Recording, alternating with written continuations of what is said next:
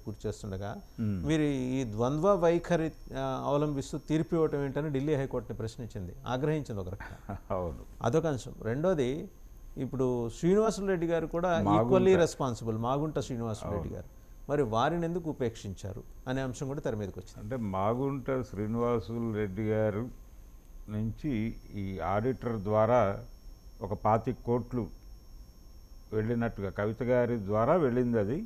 అయితే డబ్బులు సరఫరా చేసింది శ్రీనివాసులు రెడ్డి.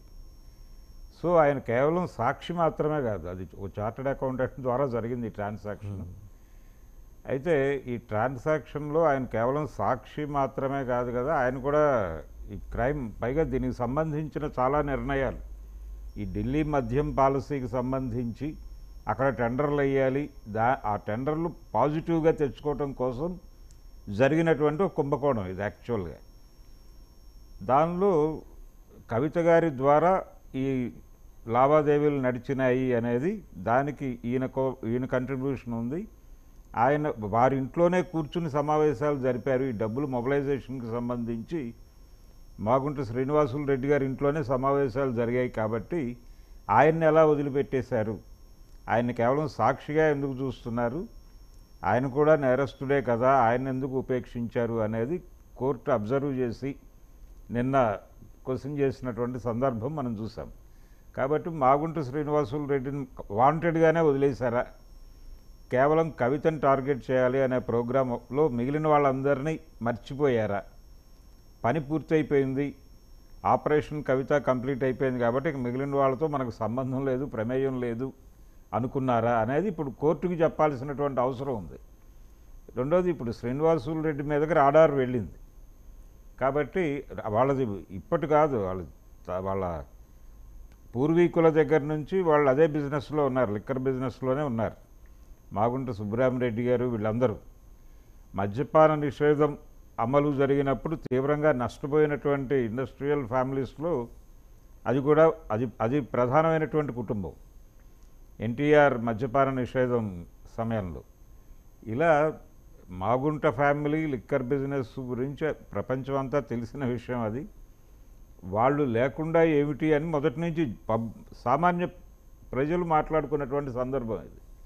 ఇప్పుడు సీరియస్గా కోర్టు శ్రీనివాసులు రెడ్డి గారి ప్రస్తావన చేసేసింది కాబట్టి ఇప్పుడు ఆయన కవిత గారి రీప్లేస్ చేస్తారా తీహార్లో అనేది చూడాలి.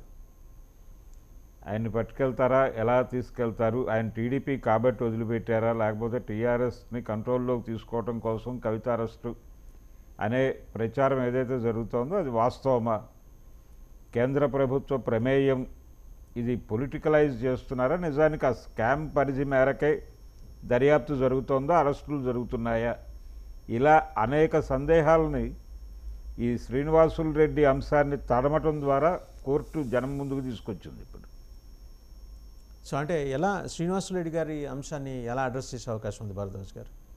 ఎందుకంటే ఇప్పుడు బీఆర్ఎస్ నో డౌట్ ఇదే అంశాన్ని తెర మీద తీసుకొస్తుంది. బీఆర్ఎస్ తరఫు న్యాయవాదులు కావచ్చు, లేకపోతే పార్టీ పరంగా కూడా తెర మీద తీసుకురావచ్చు. ఈరోజు టీడీపీ మీకు అలయన్స్ పార్ట్నర్గా ఉంది కాబట్టి ఉపేక్షిస్తున్నారా అనే ప్రశ్న వచ్చిందంటే మరి కేంద్రానికి అది కొంచెం ఇబ్బంది, అంటే దర్యాప్తు సంస్థకి ఇబ్బందికరమైన అంశమే అది. అంటే రెండు వైపులా అతను అంటే ఈ కేసు తవ్వకాలు ఎప్పుడు మొదలైనాయి అనే చరిత్రలోకి వెడితే వైఎస్ఆర్సీపీతో కూడా పెద్ద విభేదాలు లేవు బీజేపీకి. కాబట్టి ఆయన అటునుంచి ఇటు వచ్చాడు టీడీపీలోకి. సో ఆయన ప్రయాణంలో ఎక్కడా కూడా బీజేపీకి వ్యతిరేకమైనటువంటి శిబిరంలో లేడు. ఆయన కాంగ్రెస్ శిబిరంలోనో లేకపోతే మరో శిబిరంలోనో లేడు. కాబట్టి ఆయన ఫ్రెండ్లీ మ్యాన్గానే చూశారు వీళ్ళు ఇన్ టోటల్గా. అందుకని శ్రీనివాసులు రెడ్డికి ఆ వెసులుబాటు దొరికిందా, అసలు ఆయన పేరు సాక్షిగా పెట్టేసి పైగా వారి కుమారుడి పేరు మాత్రమే ప్రస్తావించారు దానిలో. ఆయన వచ్చేదో 25 కోట్లు ఇచ్చాడు అన్నట్టుగా చిన్న ఒక వాక్యం కనిపిస్తుంది అన్నట్టుగా మాట్లాడారు నిన్న. కాబట్టి విషయం సీరియస్సే. ఆయన వాళ్ళ ఇంట్లోనే మీటింగ్స్ జరిగినాయి, ఆయనే మొబిలైజ్ చేశాడు, ఆయనే మొబిలైజ్ చేసి ఉండొచ్చు. ఎందుకంటే సిండికేట్ నాయకుల్లో ఆయన కీలకమైనటువంటి వ్యక్తి.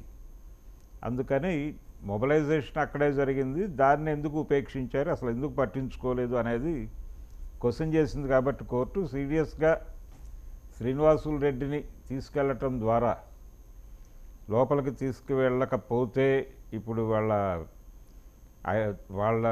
అంటే చిత్తశుద్ధికి లక్ష్యశుద్ధికి కూడా ఇప్పుడు అనేక ప్రశ్నలు ఎదురవుతాయి. వాళ్ళ ఇంటిగ్రిటీని జనాలు క్వశ్చన్ చేసేటువంటి ప్రమాదం ఉంది.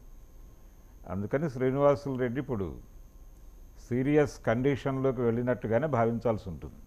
సో అంటే నెక్స్ట్ గన్స్ ఆయన వైపు తిరిగే అవకాశం ఉందా? డెఫినెట్గా వెళ్తారు. అంటే ప్రయత్నం అయితే జరుగుతుంది. ప్రయత్నం జరుగుతుంది ఇటు నుంచి. కేసు అలయన్స్ పార్ట్నర్కి ఇబ్బందే కదా, అంటే ఎలా కన్విన్స్ చేసుకుంటారు అలయన్స్ పార్ట్నర్ని? దర్యాప్తు సంస్థల ప్రక్రియలో, విచారణ ప్రక్రియలో మేము జోక్యం చేసుకోము అనే చెప్తారు. అంటే రెండోది ఆయన వ్యాపారం అదే, ఆయన కుటుంబ వ్యాపారం అది. అలాగే ఇది ఈ రోజున కొత్తగా మొదలుపెట్టినటువంటి వ్యాపారం కాదు. వాళ్ళు తరతరాలుగా 4 decades 5 decades వాళ్ళు ఉన్నారు, చేస్తున్నారు. వాళ్ళు ఆ బిజినెస్లో ఉన్నారు. ఆ సిండికేట్కి ఒక రకంగా నాయకత్వం వాళ్ళే వహిస్తున్నారు ఆ ఏరియాలో, కాబట్టి అది జరిగింది.